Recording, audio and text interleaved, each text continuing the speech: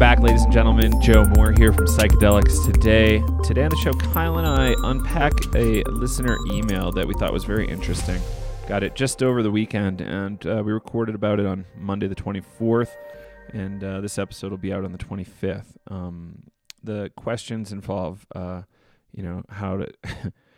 does spirituality relate to capitalism when we have to spend a whole bunch of money to access these states? What does that mean? And is that really even true?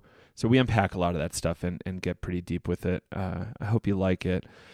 So that's it for the intro on this. But if you want to support the show, again, Facebook, iTunes, leave us a review, tell your friends about us or your favorite episode. We've got some free courses at psychedelicstoday.teachable.com that you can check out. 8 common psychedelic mistakes. There's a 101 version of navigating psychedelics. But the real win right now, the way you can really help us the most is if you're able to attend our live Navigating Psychedelics course that's coming up in October. That is probably the number one biggest way you can help us is by joining us there. There's only a few spots left, but what this class is and what you're going to get out of it is a really comprehensive look at psychedelia. You're going to actually get access to community. So by being part of this course, you're going to really kickstart your online psychedelic community and have people you can talk to about these things and work through a lot of these big questions that we're all working on. You also get access to the integration journal and trip journal that we've put out for sale. You can get those standalone from psychedelicstoday.shop.com. You also get access to a private Facebook group for folks who have taken the course, so you can discuss the course material there. There's also a non-Facebook option. We're going to pin what that is exactly. It's going to be something like Slack or Discord, if you've heard of those. And those are really a great way to communicate. You also get a whole bunch of masterclasses we put together, 10, 12 masterclasses from experts in the field. So these live courses have gone really well for us in the past. People really seem to get a ton of value out of them and become far more educated and safe in regards to psychedelics. So if you're trying to be safe, you're trying to be rational with your approach to psychedelia, please take our course. It'll really pay dividends in the long run, keep you and your friends safe, and help you answer some questions you have, and help you with your integration journey. How do you bring this stuff back into your life? It's an ongoing conversation in psychedelia, but something that we can really make a big difference out of. So hope you enjoy the episode and hope you consider joining us for our live Navigating Psychedelics course. You can find more info about that at psychedelicstoday.shop.com or psychedelicstoday.teachable.com. Thank you all for listening, and catch you on the other side. Ladies and gentlemen, welcome back to Psychedelics Today. Today on the show, it's Kyle and I, Kyle Buller and Joe Moore. We discuss an email we got from a listener, and it was very insightful, and I'm pretty excited to dig into it. I'll record a real intro later. So let's dig in, Kyle. Where do we want to start on this thing? Start at the top, maybe? Yeah, let me just, I guess I'll do some reading. This email just seemed really relevant to, I'm guessing a lot of people are probably having these same thoughts, and we thought that this would be actually a pretty cool show topic to talk about. Some of the stuff in here I've definitely been thinking about a lot lately. So yeah, I'll just read it. I won't disclose their name just in case they want to keep their privacy. But they said, "Hey guys, I've been listening to the show for the past 6 months or so and just want to say I love it. I would love at some point to get your opinions on psychedelic-induced isolationism and elitism. What I mean by that is some psychedelic experiences seem segregated on certain price bracket. For instance, ketamine therapy. I was led to believe ketamine treatment for clinical depression might help, and before I knew it, I was spending $1,000 every 2 weeks, which sadly I can no longer support. How do you feel about the resurgence of spirituality and psychedelics and the capitalism of it? To me, it's kind of approaching near televangelist levels among some groups. Also, how do you deal with isolationism? How do you deal with isolationism certain psychedelic experiences bring forward? For instance, I know I'm not alone in this. If I know someone has never experienced an altered state, say tried DMT, I immediately can feel a slight disconnect. And I say things like, people should try this at least once in their lives. How do I stop coming off as a higher plane asshole? This is a really great question and super relevant. So start at the top, maybe. Yeah, let's break this down because there's definitely there's a lot to say here. So we start with ketamine being expensive. Ketamine. Yes. So yes. Complicated, right? Like, if you're going to get relief, why not? If you're doing it forever, that's kind of a big deal. Like, if you're having to go in every 2 weeks, once a month, like, that's kind of a problem, especially when it's that kind of pricing. I have seen that lozenges can take the cost down quite a bit. I'm sure you can get a 12-pack of lozenges for under $50. That's just a guess, but I know ketamine's cheap, and so perhaps that's a solution. I did have somebody from a ketamine facility recently suggest that lozenges work worse, but she didn't have any citations. I know Phil Wolfson, who's kind of like, I don't know, I guess a leader in the field of ketamine. He at least helped write the book, Ketamine Papers. Yeah, like he says that lozenges are great. So, what do we, how do we slice and dice that? What's your opinion coming from the more clinical side, Kyle? It's tricky. Like, lozenges definitely probably a cheaper way to go about doing it. I mean, it's tricky because it's not covered by insurance, and it always feels weird when people ask about, like, how do I get involved in doing some psychedelic research in that article we put out, So You Want to Find a Psychedelic Guide. I refer to some of these, expensive treatments that, you can't get covered by therapy, which is a shame. And, I think this is just relevant to healing practices in general, not just psychedelics. I mean, psychedelics, I think there's a higher price bracket because the length of time it takes for some of these therapies. So, you're paying for somebody's time, and, the medicine could be kind of cheap to some extent, but yeah, you might be paying a psychiatrist, for like a 2-hour rate. And of course, that's going to be pretty expensive. And I think there's multiple ways to make it a little bit cheaper if you use lozenges. I know somebody that, gets them and then goes to psychotherapy, and the psychotherapist just sits with them. I think it's for around like 2 hours. So, you're working with a therapist versus a psychiatrist possibly, and you're getting it for a little bit cheaper. But yeah, I think this is just an issue in healing in general. I mean, when I was doing like a lot of healing work, especially as a young person in undergrad, I mean, that's when I really started getting into a lot of this stuff in my transpersonal program, like going to acupuncture or trying to afford to go down to breath work when I was a broke student. I mean, thankfully the Gibsons were super flexible and really supported me in helping them out. And, it felt really grateful. It was kind of more like an apprenticeship style, but I really loved going to acupuncture, and nowhere near the price of ketamine therapy. But as an undergrad, like I was really seeking that type of treatment, but I couldn't really afford it either. It was like almost like $100 a session, and but young kids, we don't have money. Yeah, I don't know. It's tricky. What do you think about all this, Joe? It's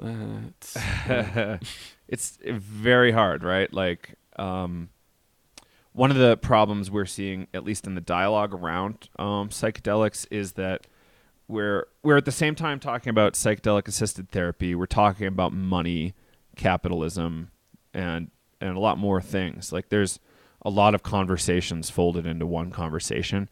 So it's really tricky to even discuss this because people are on very different pages.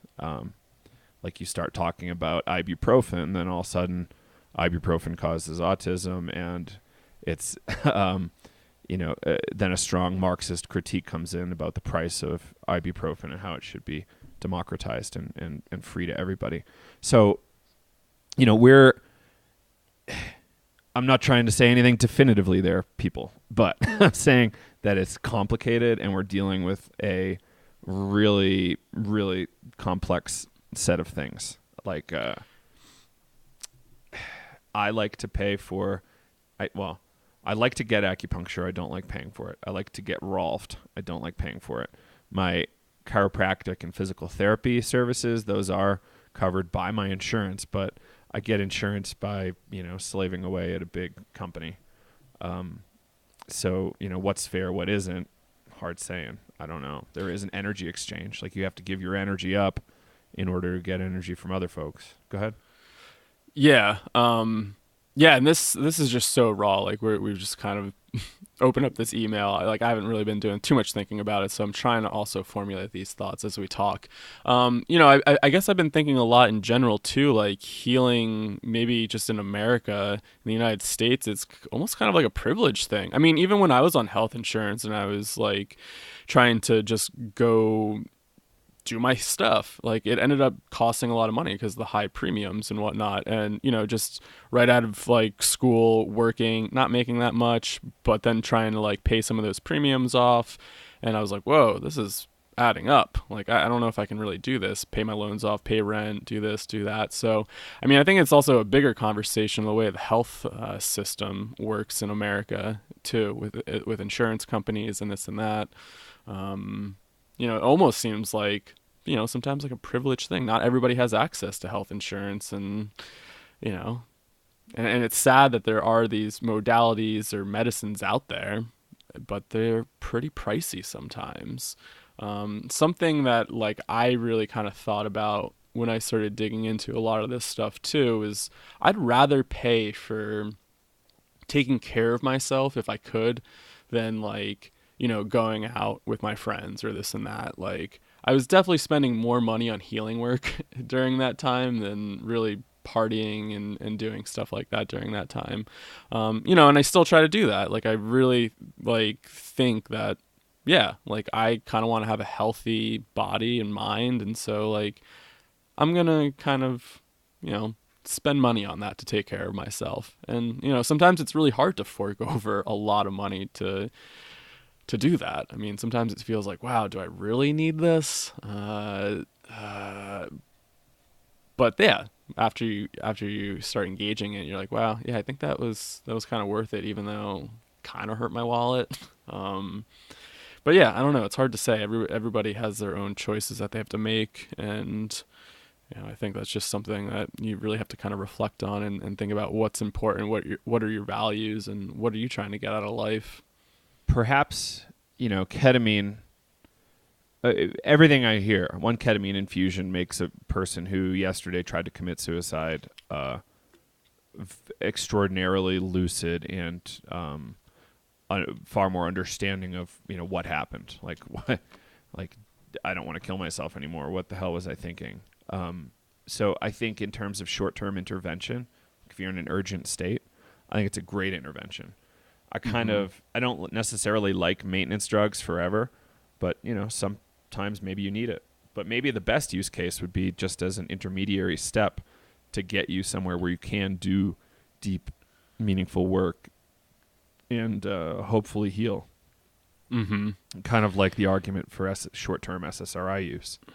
Like, let's just take the edge off so you can do the work and get out of bed in the morning, and eventually we'll get you off of it. Maybe that's the best use case, but I'm not sure physicians and clinicians are there in the ketamine world yet. Yeah, and a lot of this stuff is just so new, and I don't know, I come back to like this idea of kind of doing your own self-exploration versus having professional help. I mean, I sometimes think like some of my most profound healing experiences, I was by myself or with some friends, are there other models that we can kind of play with? And I know that's like really tricky because then you get into the whole thing of, who's trained to do this, and like you get in that whole like ethics and whatnot that we've chatted about, psychedelic professionalism of getting taken advantage of. But I mean, I don't know, some of my own healing experiences were kind of just doing my own work. I mean, now, I would like to actually do that with somebody professional that could provide that container now that I think I have more of that knowledge base. But I mean, early on, it was just like, those early recreational experiences, those were pretty healing for me. Yeah, absolutely. So what's the next line item here in this message? How do you feel about the resurgence of spirituality and psychedelics and the capitalism of it? Which I think like we've kind of been talking about. To me, to quote this email again, to me, it's kind of approaching near televangelist levels among some groups. Right.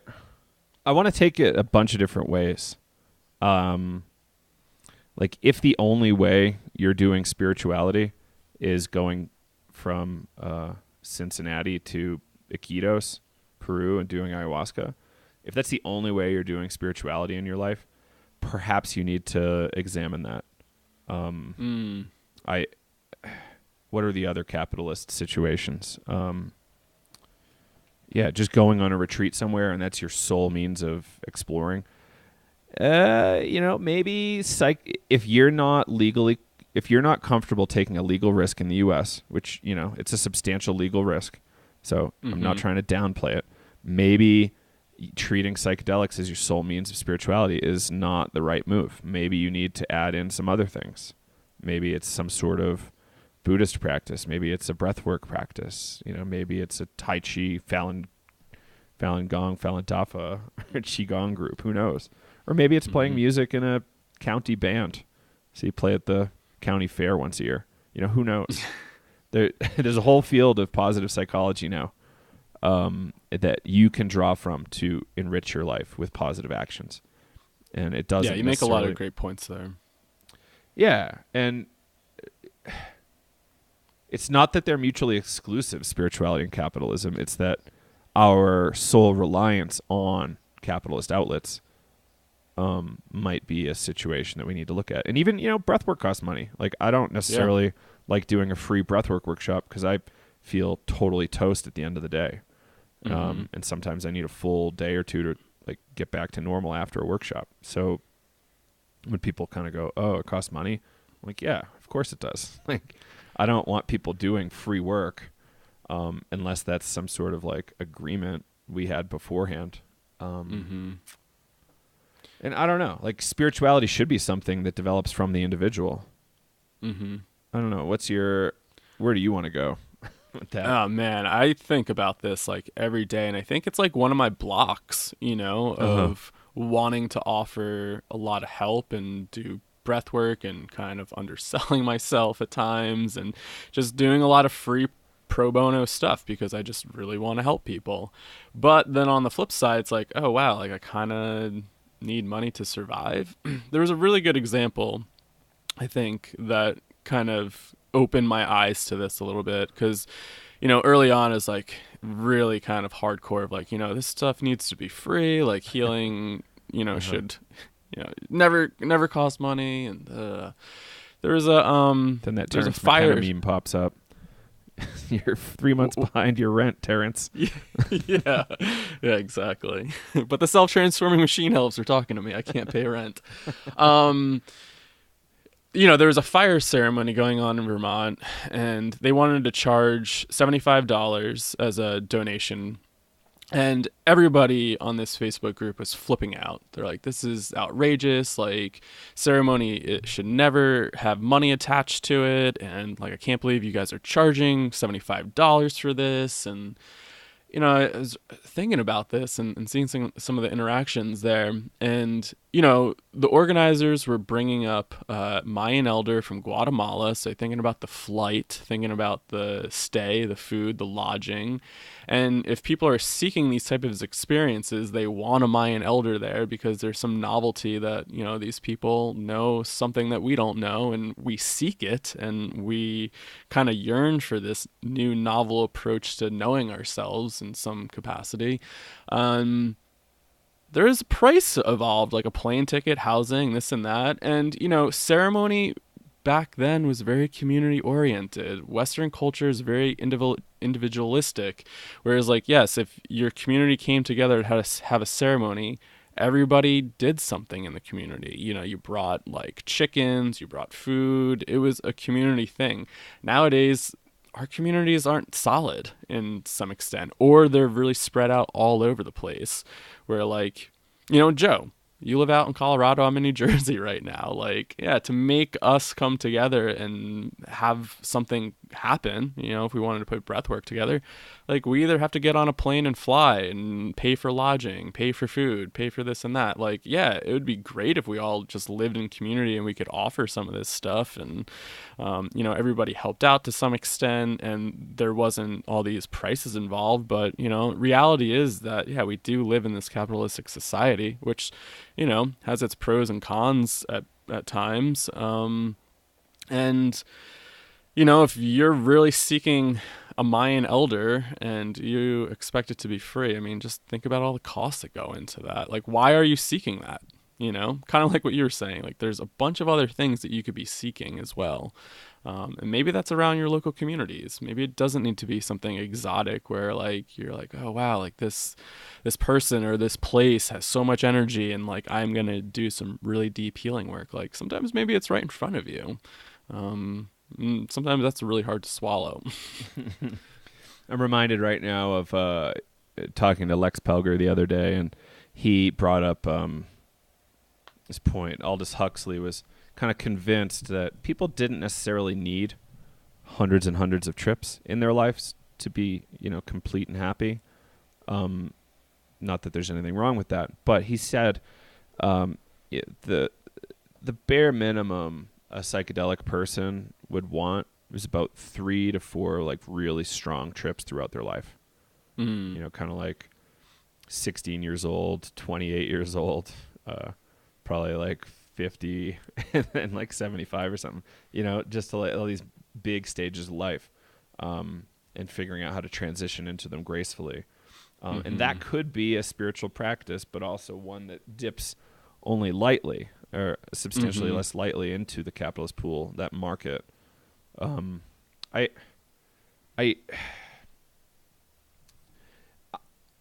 of the biggest problems I've had is coming up with a firm politics.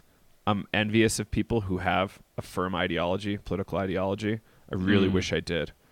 Mine is mainly eco, about ecology and freedom, and like how do we not destroy the planet, preserve the planet as much as possible. The genetic diversity on the planet is one of our biggest treasures, and secondarily, how do we maintain freedom? Like how do we not slip into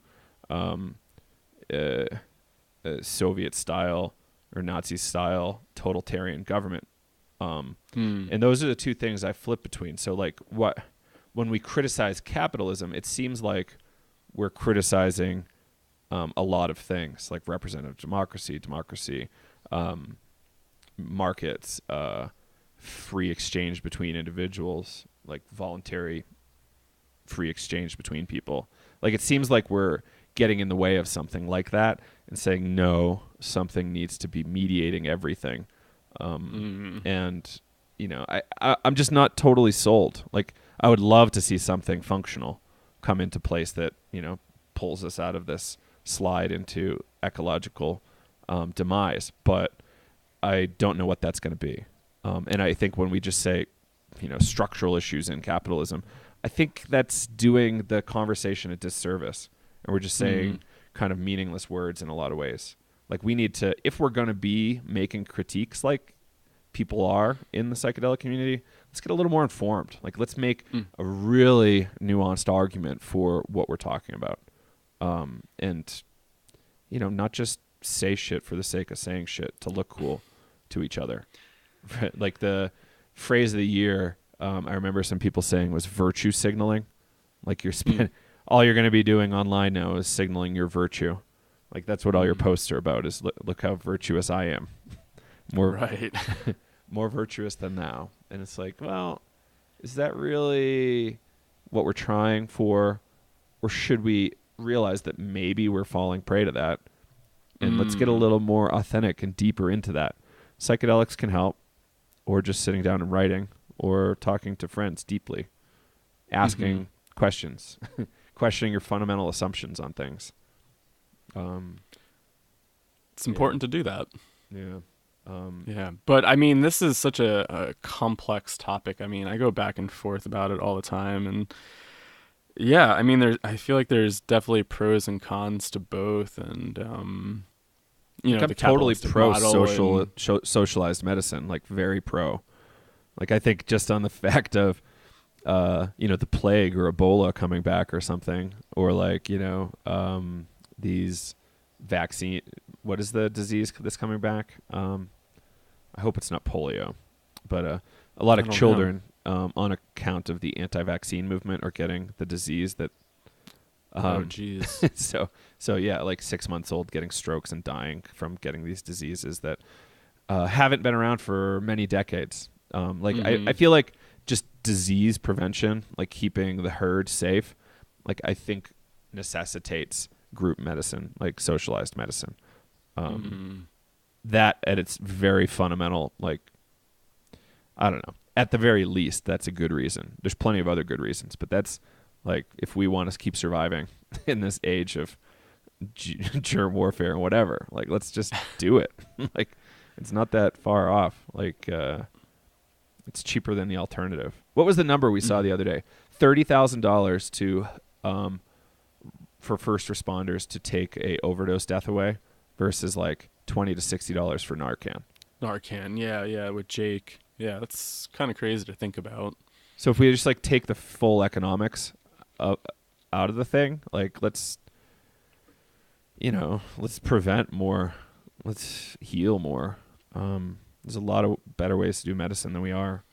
It doesn't have to necessarily be purely capitalist. Like I do have some issues with medicine being capitalist, but I also think that it drives an incentive structure for doctors to be increasingly rock stars, to publish papers and, you know, dangling the house in Malibu over their head is the thing that, you know, gets them going in the morning. Then cool. More people with better elbows or knees or whatever.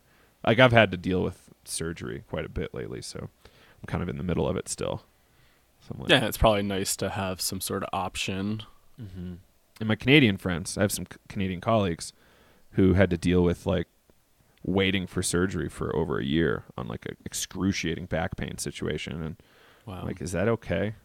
Like you're going to be on pills for a year before you get surgery. I'm like, that seems like a real risk to me. Getting the intervention taken care of ASAP, like seems more appropriate. And this is me from a, you know, don't want to call myself rich, but probably a lot of you would. But I'm making money. I work in software. I have for a long time. I have good insurance. And, you know, if that makes me part of the 1%, cool. But, you know, I'm saying that there's a discussion to be had, not that I have an answer. Yeah, and I think, I don't know, it's really interesting now. I'm thinking about like the way technology influences and how it's going to shape capitalism. I just remember your talk with Brian talking about Bitcoin and crypto and just even the internet being this like disruptive technology. Like it's an interesting time to kind of be alive where everybody kind of can create their own platform and do things that, you know, your ancestors couldn't do. Like there's ways to exchange energy that just weren't available. And it breeds, I feel like, a lot of opportunity. And I don't know, I feel like we're kind of at this like weird point where there could be a really interesting transition if we learn how to, I don't know, use these as tools versus then like toys. Like how could we think of this idea of exchanging energy where it's like not over the top crazy expensive, but you know, everybody can kind of participate in some way. So say you get a group of 7 or 8 25-year-olds together, disadvantaged kids that just want to like, you know, figure out how to make money. This is hypothetical. So maybe do it, maybe don't do it. But, you know, all of them read the Fadman book twice. They all take Navigating Psychedelics, hopefully.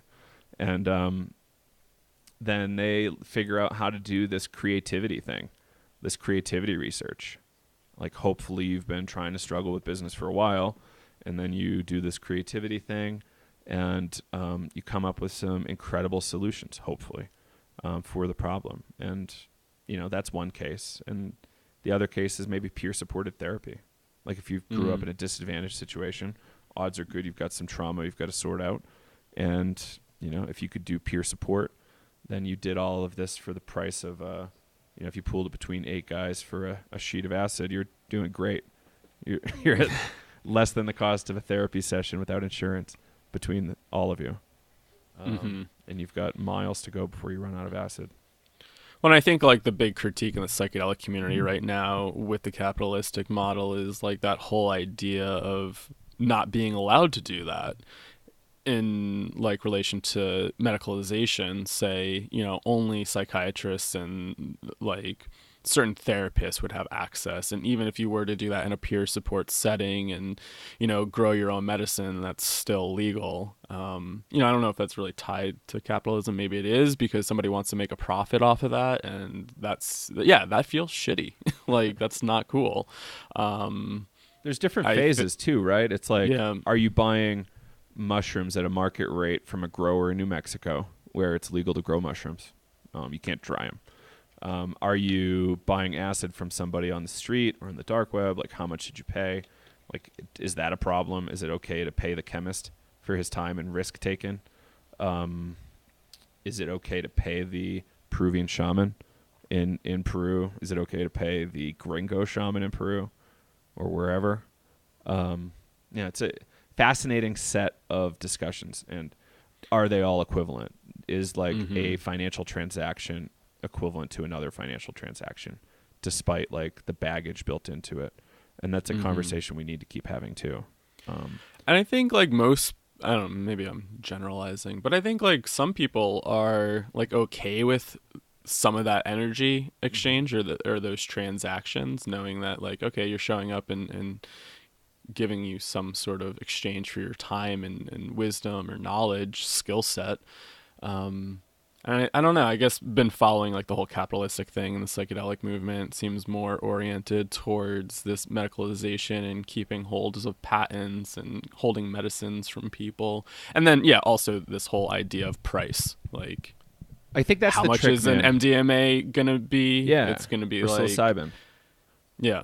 Like those sessions are going to be so expensive, nobody's going to be able to really pay for it. But I mean, if, somebody was showing up and, it was like, okay, here's a reasonable exchange for your time and skill set and for holding a container. And I think people are okay with that because they've received something. There is an equal exchange there. But when there's these corporations or organizations trying to really make a buttload of money off of something that's novel, it's attractive, it's sexy, it's really good marketing to be like, here's this thing that might be a silver bullet for some people, and people go, oh yes.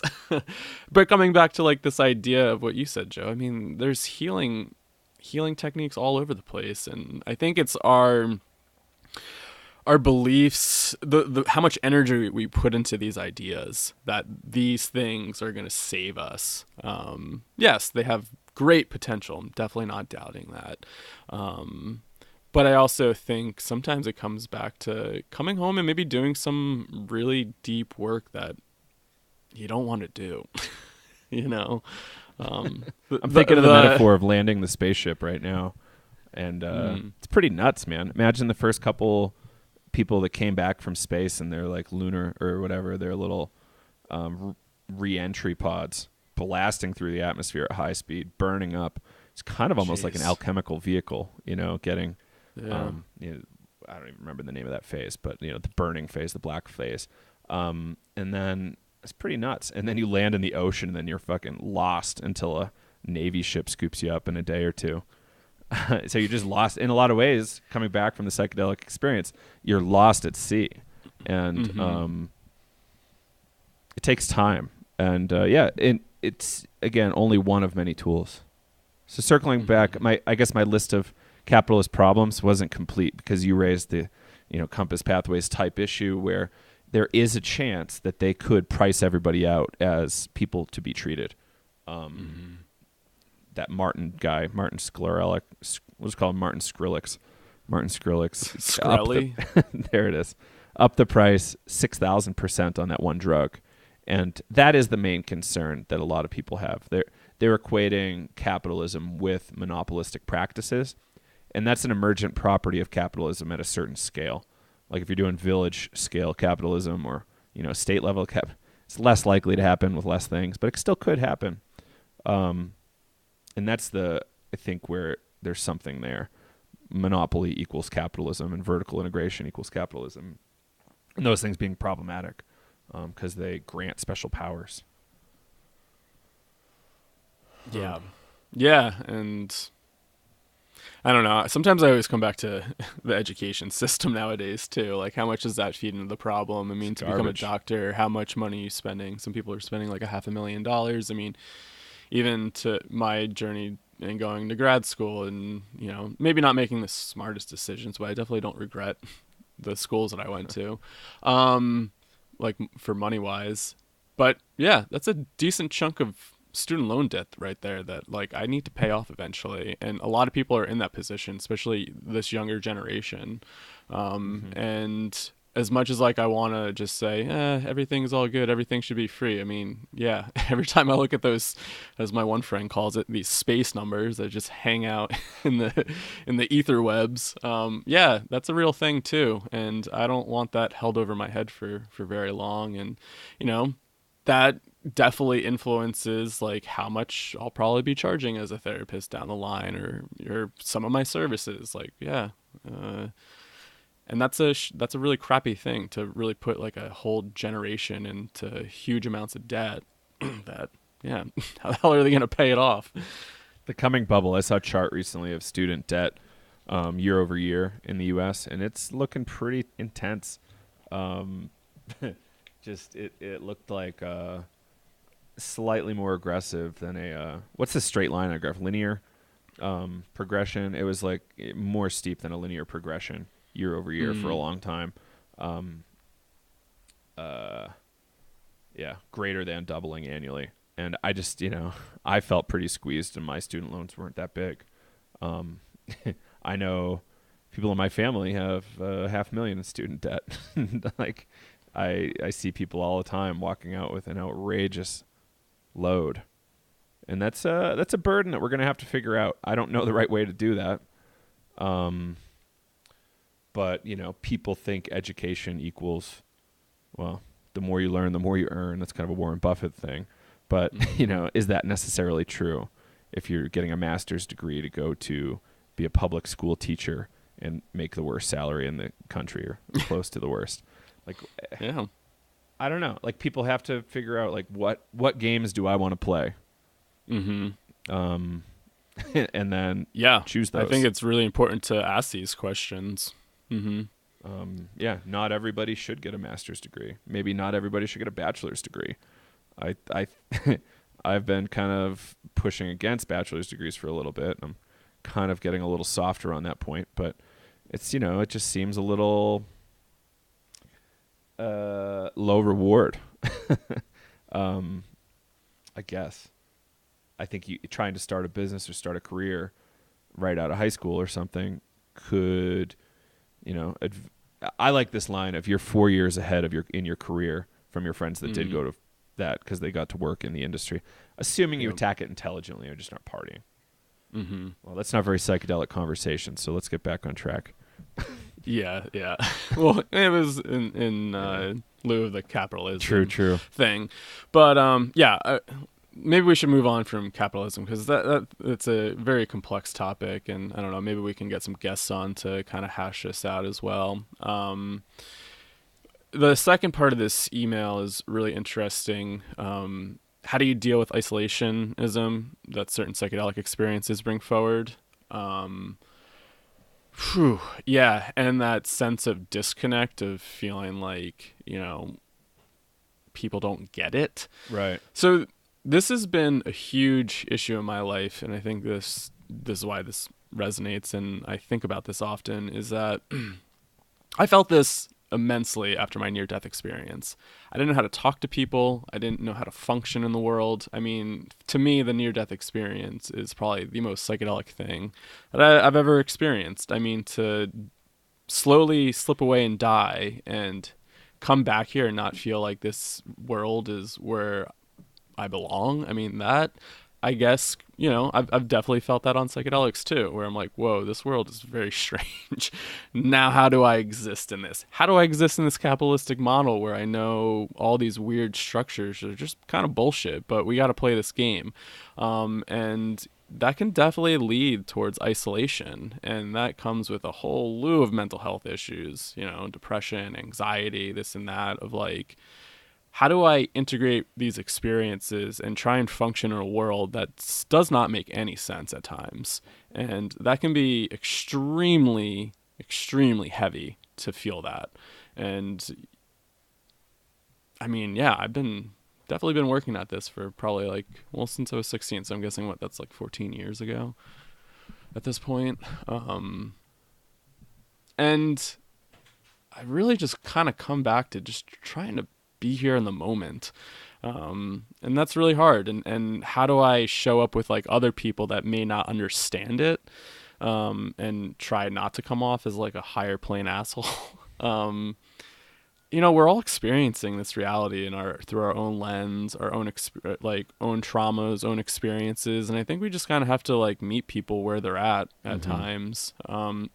Just because I had that really profound experience doesn't mean that I know the ultimate truth and this is how the world is. That's true for me, because that was my experience. But that's not true for everybody. And if you don't come back and you don't try to participate, then the community kind of falls apart. I kind of think about it as these rites of passages. You go off.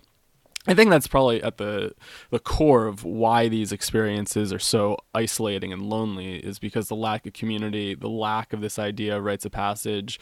I mean, this idea of going off and having this big experience, having the community support you, you come back, there's elders to support you through it, you take on a new role.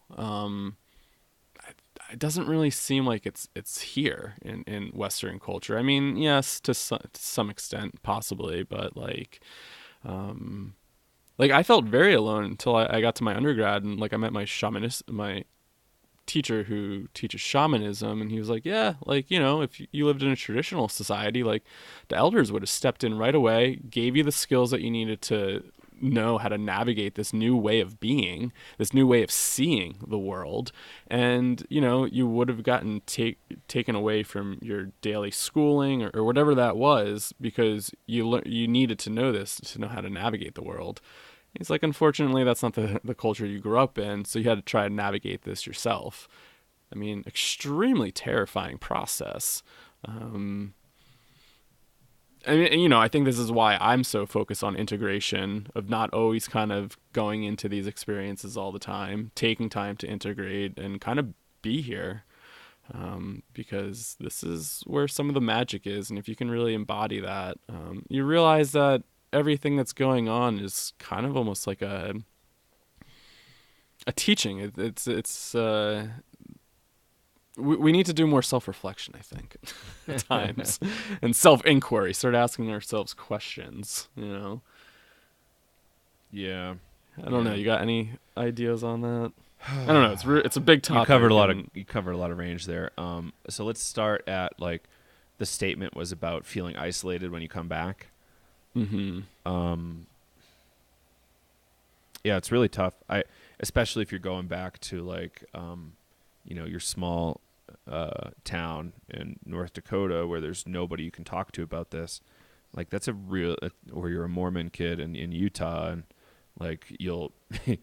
your family will leave you or make you leave if you tell them. There's some big problems here. And how do you bridge that gap of coming into a healthy relationship with any kind of community? And yeah, Tim Leary talking about find the others, I think, is a big deal. Yes, find the others, but there's a lot of psychedelic people out there that have never used psychedelics. There's some really heady thinkers that are really fun and artists who are really fun.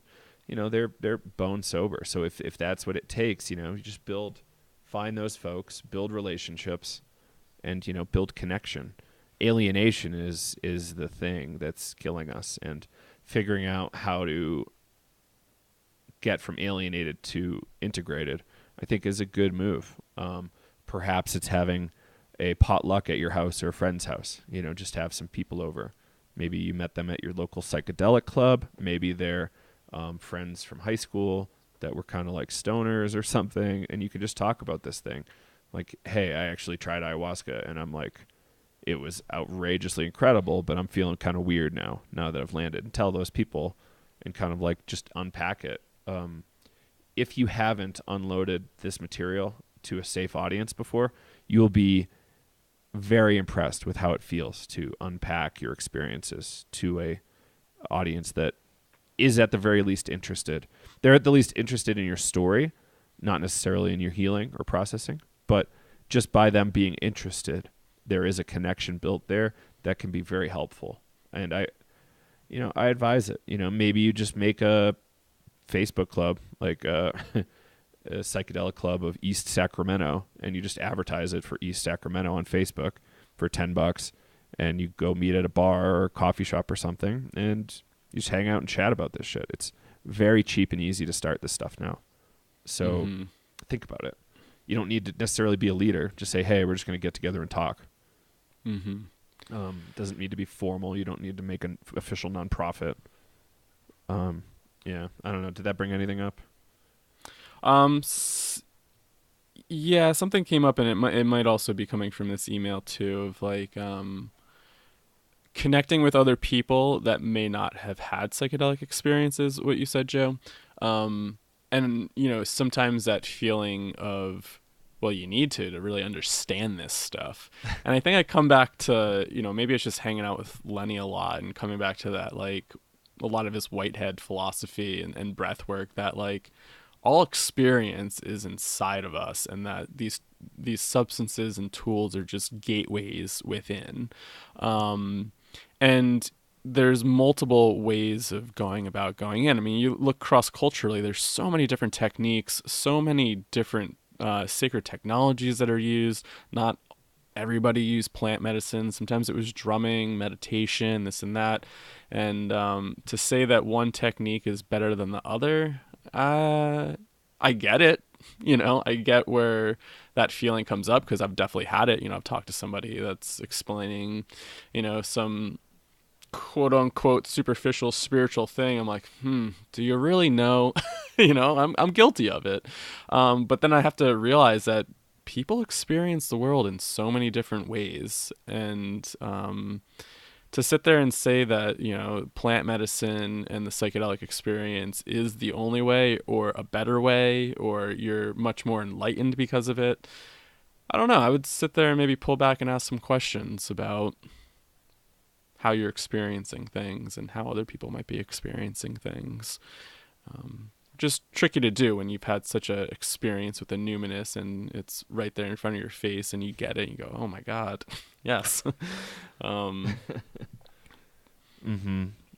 you know, if you're in a place where you can get to a concert, you know, maybe that's a place to start. Like, I kind of feels kind of goofy to suggest it, but, you know, go to some of these psychedelic bands like Emancipator and, you know, weirdo bands like Spangle and Ott, just to see what the community looks like. There's some pretty weird bands out there that attract this audience, and you know, as much as you might not like the music, perhaps you like some of the people you meet.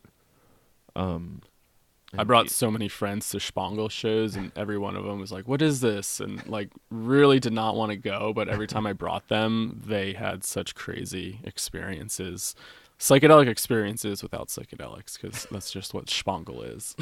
It's outrageous. I talked to a couple folks who went to the 2014 Red Rocks Spangle show, and they said it was the most psychedelic thing they've ever seen, and to this day, the best concert they've seen. So within the last 4 years. It's not just a concert, right? It's kind of a show. It's like an interactive. It's an experience. Yeah. Are you spangled? Yeah, right? Yes. It's a verb. Yeah, it's like... That's interesting. Verbing. Getting All right. spangled. So there's so many ways to build community. And if you're, at home trying to come up with ideas, maybe come join us on our Facebook group, Psychedelics Today group. And you could just ask people questions like, where are you from? Anybody here from, Northern Maryland want to get together? Like that kind of shit. And you can just hopefully self-create some meaningful community and connection for yourself. And even just engaging with people on there can be meaningful, contribute. You might be waiting for somebody to do something to you, but maybe you just have to start the cycle by doing something nice for somebody else, by providing meaningful feedback or questions or whatever. And yeah, maybe you just have to kickstart the cycle, unfortunately. Or fortunately, I don't know. Yeah, it's been really interesting, my process of coming back to the place where I grew up, and a lot of different things coming up based around that, like near-death experience and not having people to talk to about it, and finding myself in a similar position with old friends and old people. I'm like, how the hell do I talk about all this stuff now? And, honestly, sometimes I feel like really isolated in it. But, at other times when I go out and start talking to people, I mean, there's such an immense interest in these topics now. And it's just really interesting to try and be somewhat open-minded, even though you might not agree with everybody's beliefs or positions. It's amazing, what can really open up there. And it's hard to do, but, I think it's important too. Because, if you kind of start isolating yourself within your community, who do you have to really... when we were in Jamaica, sorry, this thought just popped in my head. This really stuck with me. One of the Rastas down there said it was about home and family, and he was cooking some fish, frying it, and he said, if the oil splashes up right now and burns me, my family isn't around to help me. So you guys are family. You're here in the vicinity, and you can really help me. And that really got me thinking about pushing people away because they don't have similar experiences or they just don't understand, versus wow, no, these are people around that can support me if I need them. And I think maybe it's just Western culture, how we are very individualistic and maybe just do that naturally. But yeah, just really interesting to say, wow, no, the people around me are family, even though I might not agree with them. If something happens, they're the ones closest to actually help me. And how do you really embody that? And that really stuck with me, and I've been really trying to process that for the past few months. Yeah, man, those guys it's kind of built into their philosophy to be, into their religion to be philosophers, and it's fascinating. Yeah, thanks for that. It's interesting. I remember this story Lenny would tell once in a while about tribes. There was a Whiteheadian priest that he met from Africa at some Whitehead conference in Europe, and I think it was even the Canary Islands or something crazy like that. And the guy said, well, it's interesting because we kind of have this built into our culture in this one tribe that he was from, and it was the family. So there's no you separate from your family. Asking how you are is not really relevant. It's how you are, meaning you and all of your relations in your village and family. It's just an interesting jump from self to group, and how group kind of strengthens self in a lot of ways. A group is important. People think that what we're doing now, getting home from work and just watching TV for 8 hours, that's normal. It's not. We grew up for many thousands of years in tight tribes. Yeah. And as Lenny always says, we're the descendants of very successful tribes. Absolutely. We need to work together. And that's, I just try and keep that in mind. But yeah, sorry, finish up your thought. That's about it. That's about it. So try out group stuff. Go check out some clubs. Go check out breathwork. If there's no psychedelic club near you and you don't want to make that investment in time, perhaps go to something else. Go learn how to tango. Go learn how to do yoga or tai chi or something, or a knitting club even, or bridge. People love bridge. I don't understand it yet, but there's a really deep thing there that bonds people. Just getting together with folks and that act of doing that could be very beneficial for you. Yeah, there's definitely different ways of being. And what happens if you go try something? Maybe you're super resistant to it. What would it be like to put yourself in that position, or kind of try something new like bridge? I don't even know what that is, but Some I card feel like game it's probably not something that I'm I don't interested in. understand. But I've been trying to do this practice of just kind of doing small little yes experiments of like, I don't know if I really want to do this. This seems really uncomfortable, but what happens when I put myself in that position? And it's usually pretty interesting to see what happens. Robert Or Anton to say Wilson no. would had this habit throughout his life where he would have a few magazine subscriptions. Maybe that's an out of date thing, but in most of his subscriptions were like in line with his interest, like philosophy and psychology and physics and science. But he would get once in a while magazines that had nothing to do with his worldview, so he could at least escape his little insular bubble that he was kind of quite prominent inside his own bubble. So to like get outside of that, he would get like, I don't know, magazines, not specifically a knitting magazine, but magazines way outside of what he's interested in, car magazine or something, just to see what people are talking about. That brings up an interesting point in my mind that sorry, I just lost it because some weird computer noise came on my computer. If we stay in our own bubbles, like how do we like share experience? Like just thinking that like, okay, like I just hang out in this kind of psychedelic bubble and that's just who I am. I mean, we're not really teaching anybody other than the people that already know about these experiences. Like, how do we branch out and share our gifts with the world or share our experiences with the world? And sometimes that takes a lot of vulnerability to show up into groups or settings that feel really uncomfortable and just do not understand it at all. And what would it be like for you to show up someplace that you don't understand and try to understand it? Yeah, I think it's important because, like, yeah, when we just isolate and keep our own little bubbles, we're not sharing what we know with people and maybe the people that really need it. I mean, it's really interesting to see the psychedelic conversation kind of take off. Like, people I would not expect all of a sudden have like an interest in it and they want to learn. And like, if I just kind of close myself off and said, I don't really get these people, I don't understand them, like I'm kind of closing myself off to like a lot of folks. And the world needs more people. Yeah, this whole group process, like we need diversity, we need a lot of different skills and ideas to make things function. And I don't know, sometimes I do get bored hanging out, and like my undergrad friend group is so different. Even though I was like submerged in a transpersonal program, I did not hang out with a lot of transpersonal people because I'd find myself in these conversations that just like I get bored with them, which sounds kind of weird. Like I needed some external pressure or something to help me understand it in a different way, or how could I articulate this to somebody that just doesn't understand this. And I don't know, it felt like it keeps me growing in a different way than just kind of keeping it isolated in a particular little bubble. Did we miss anything else on this email? No, I think we kind of covered everything. Capitalism, psychedelics, spirituality, isolation, how to not come off as a higher plane asshole. Yeah, just give people space, that one's hard. Yeah. Like be patient with people. Like pump the brakes if you're getting frustrated with somebody. Like, they have obviously not seen the machine elves, or they've clearly not had enough ego death. Gross. Like, come on. Like, get a grip. You're dealing with humans.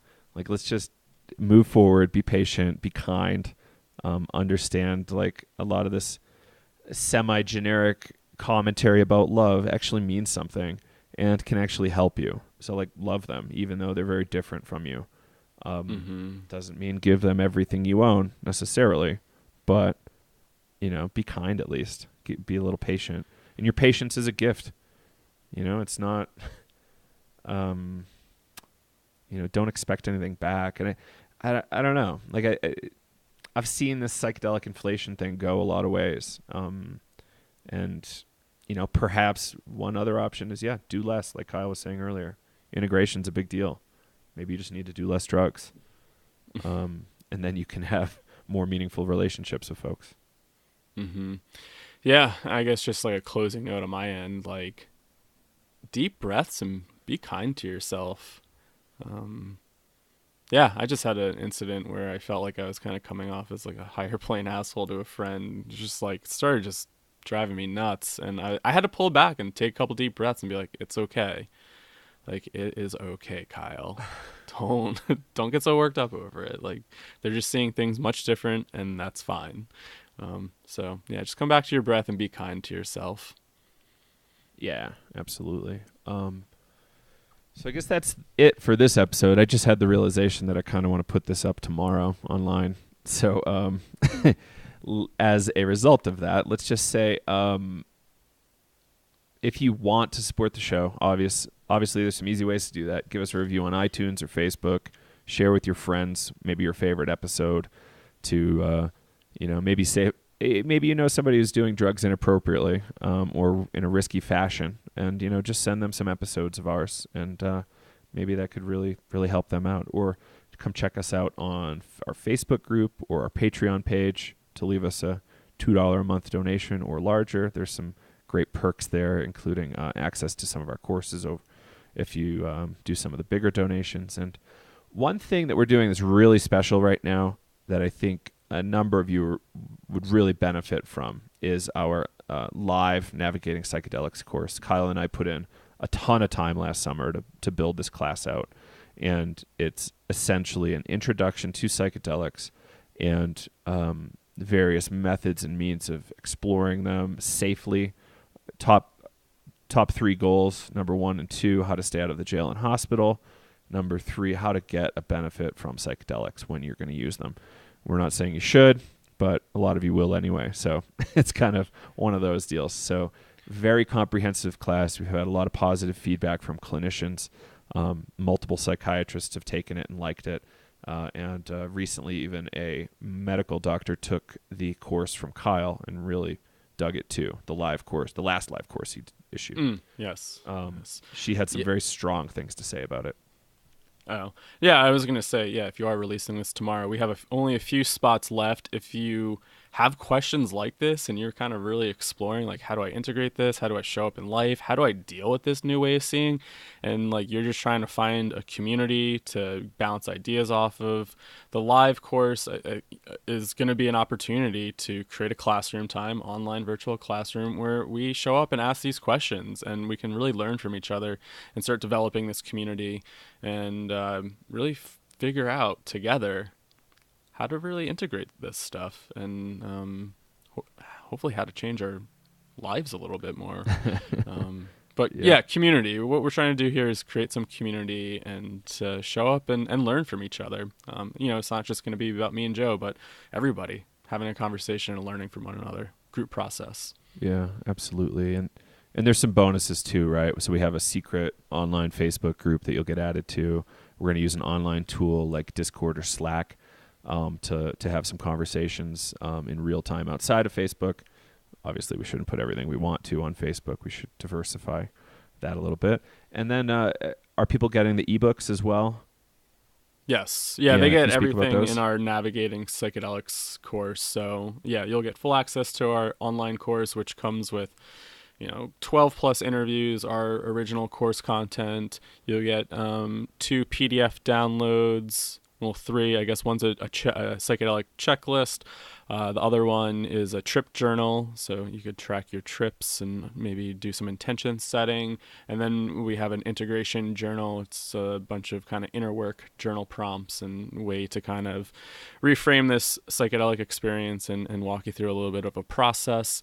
And I think we have a mini little breathwork session up on there. I think, Joe, you have a playlist that you uploaded. So there's a bunch of tools in our psychedelic toolkit that you'll get access to as well. Plus, this whole live part of and the master classes too, 10 to 12. Mm-hmm. I probably should count it someday because I always say 10 to 12. 10 to 12 master classes from experts in various sub areas of psychedelia. So from ayahuasca experts to integration experts and plenty of other stuff too. So check it out, psychedelicstodayshop.com or psychedelicstoday.teachable.com. And we'd love to have you. Class starts October 4. So we meet live on Thursdays at 7:30 p.m. Eastern? To US 9 time? p.m. Eastern, Yeah, so it's an hour and a 7:30 to 9. half. Yeah. For the month of October. So if you want to check that out, please do. Anything else, Kyle? No, thanks for listening, and hopefully this wasn't too much of a scattered rant. I feel like this is the first time we were kind of organizing our thoughts together on this, so yeah, hopefully it was helpful for people. No, I think it was great. Thank you, Kyle, and thank you all for listening. Until the next episode. Bye. Take care.